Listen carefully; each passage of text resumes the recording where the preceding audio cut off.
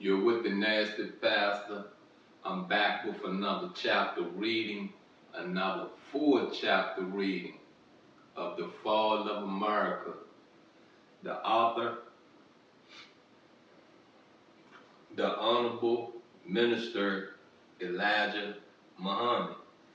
And so far, you got me so far. If you've been keeping up, if you have went on your own and proceeded to read, have you got something out of the fall of America? Have you saw some things that make sense? You know, I'm 53. I'll be 54 in October. So if you're a young-minded person, and when I say young-minded, I mean that you was born in the 2000s, and understand this book was written probably most of the 60s and won't publish to the world until 1973. You know what I mean? If I'm correct in saying that, if I'm correct in saying that the Minister Elijah Muhammad is a patient man, then I'm accurate to say that this book was written in the 60s. It wasn't published until 1973. I was 3 years old. So if there are things that have been put in place for us to have a fall in America, have a financial crash, have it where that we're against each other, have it where that there is turmoil all the time. You know what I mean? I mean our government, our state, our city, our counties, you know what I mean, will be at a mass point of corruption, a mass point of not giving a care about anyone. You got what I'm saying? So when I say young-minded, you know what I mean, I'm not saying that you're immature. I'm just saying that there are things you may recognize in this book, because I would say that America is crippled. I'm not going to say it has failed. I would say it's crippling. You know what I mean? We're probably standing on one leg with 3 toes. You got what I'm saying? But if you was born the year 2000, if you was born 1995 to 2000, there are some things you should see. There are some things that when you read this book should make some sense to you, where that you can say, okay, I get that. You know what I mean? I understand that that is a part of America that has a domino effect to it, and now I could see, you got what I'm saying, the ending result of what was started 5, 10 years ago, 20 years ago. Because if you were born 1995, that means you've been in the world 29, 30 years. You see what I'm saying? So I know for a fact from what I've seen in my days of living, you know, anything that ever been put in place, I don't care who you are, anything you have ever put in place, I'm not talking about you have to be a politician, a lawyer, a governor, president, anything that you have put in place, any seed that you have planted in another human being, in another God, in another goddess, you probably not going to see the fruits of it, or not going to see the destruction, or you're not going to see the mass amount of people until 5, 10 years later.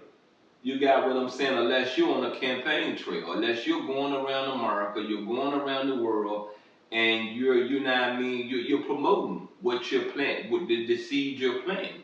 If not, you're starting with one person, and that person's supposed to go on and give it to somebody else, and it's supposed to be a domino effect.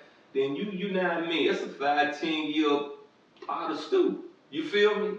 Anyway, I am the Nasty Pastor. Please go to my YouTube channel, at the Nasty Pastor, or at Only Faith Ministries, and you can find the playlist, you can find the full readings, you can find the shorts and the clips, you know what I mean? But please subscribe, please like, please share, and please comment. Now let's go and get into this reading.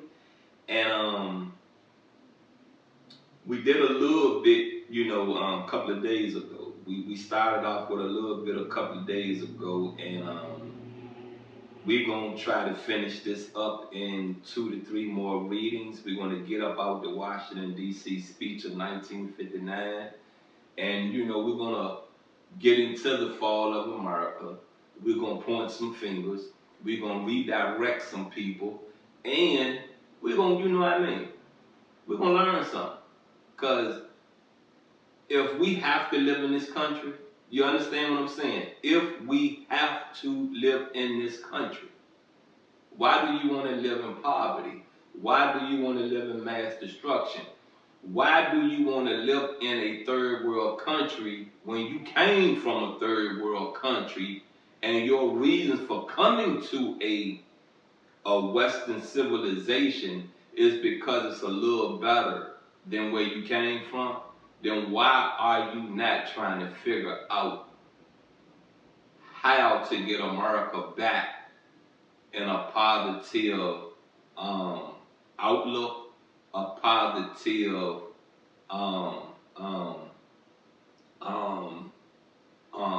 financial system, back into a revolving financial system, a revolving system of good education? Why not? You got what I'm saying? Why not? You're not pro-positive for America to lift themselves up. Let's get into this reading.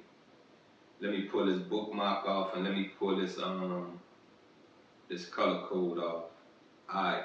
My beloved, I, Elijah Muhammad, who must speak if it kills me, and who will die rather than lie, tell you this: I know tomorrow. I know the end of it all. Tomorrow is not heaven for the Christian world. Tomorrow is hell for the Christian world. You have a blind spot because you have not come to the religion of your people.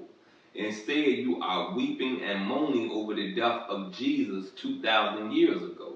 You are going insane over the preaching of Jesus' life and death. Yet you don't weep, moan, or go insane over the rapes and lynching of your own people in your own time. It is a modern disgrace to see you shouting and having spasms in church over the mistaken notion that God gave his only son to save the Christian world. What a shame. What fool God would give his only son to save the devil? What fool people will give their all in the vain hope that the devil can change his horns and lay down his pitchfork? The religion that has brought us to the brink of destruction is the way of our oppressors. It is not our faith. It is not natural to us. Even more, our oppressor cannot follow the very religion he would teach us. I want to say this, and I want to speak on this, you know what I mean? Now, it's said that the devil, Satan, is whom we pray to firstborn. Now, I know I know that Jesus is called the Son of God. You got what I'm saying, the Prince of God. Well, let me take that back, because the devil usually was called the Prince. You got what I'm saying, but it's if you really read the story of Jesus, it's said that John did not even sleep with Mary. Mary, you know what I mean, was sleeping with whom we pray to, and that's how Jesus came about. So when I say to you, if you understand the Egyptian, the Kemite culture, then you should have heard the story of Isis and Osiris and Horus, which their names, you know what I mean, Jesus would be called Heru. You feel what I'm saying? Because see, the story is under those names. It's not under Isis, Osiris, Horus. You got what I'm saying? But anywho, let's get back into this reading. I have no alternative but to tell you that there is no life beyond the grave. There is no justice in the sweet by and by. Immorality is now here. We are the blessed of God. We must exert every means to protect ourselves. The message I bring is not for the cowards. Those of you who follow me must be ready to withstand the barbs and insults of those who come to investigate, pry, and claim that our ultimate aim is to undermine the American way of life. We have no such intentions.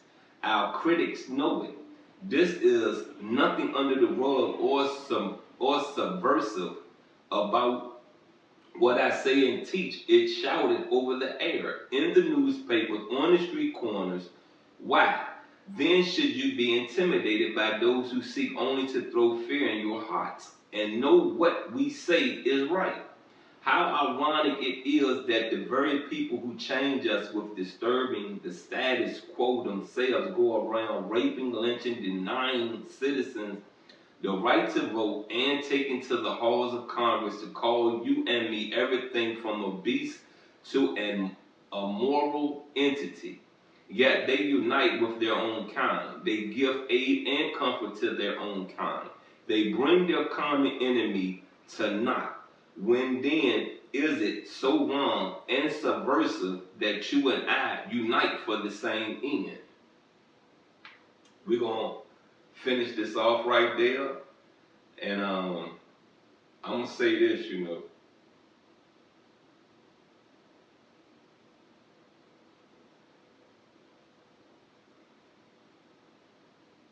and really pay attention to me, because see, I don't want you to feel like I don't care. I don't want you to feel like I'm trying to say something degrading or say something as to who cares. You got what I'm saying? But peep this out, the generation of today, you got me? We're talking about the 80s, we're talking about the 90s, and if you really want to, let's include the 70s, because Elijah Muhammad probably was born in the 20s or the 30s. You feel what I'm saying? In the 1920s or the 1930s. So he saw and he knew of a lot of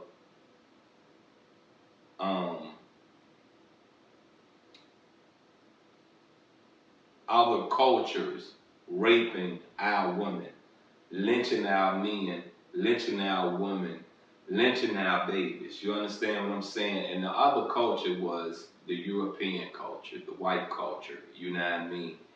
And when you come into the generations of the now, we talking about, like I said, if you want to, let's include the 70s, let's include the 80s, let's include the 90s. And being that we're already 24 years into the new millennium, let's include the 2000s. You got what I'm saying? There are people in the black community, look like you, talk like you, walk like you, live like you,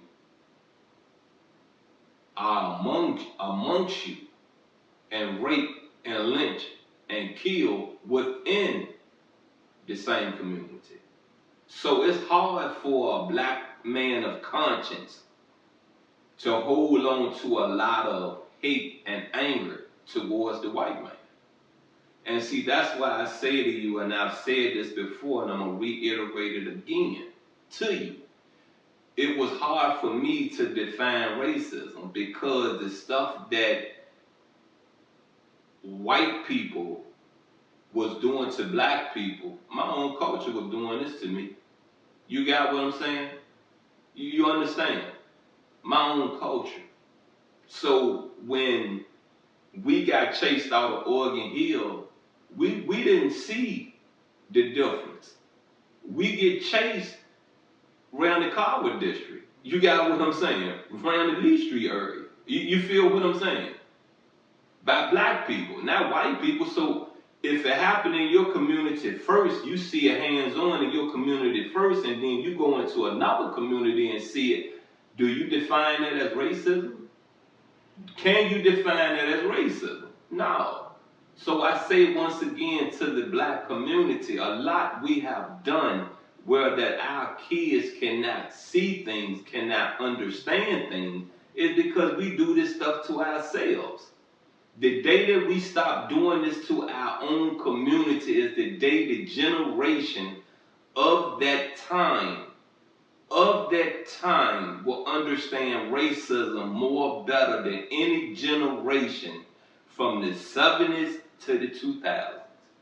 Anywho, anyway, I am the Nasty Pastor. Please go to my YouTube channel at the Nasty Pastor. Like, share, subscribe, comment, and until the next reading, I love you. Please keep pushing forward. Please tie your baby's shoes. Please give your baby an understanding how to say and what to say. I love you, and believe me, if I don't love you, don't nobody else love you.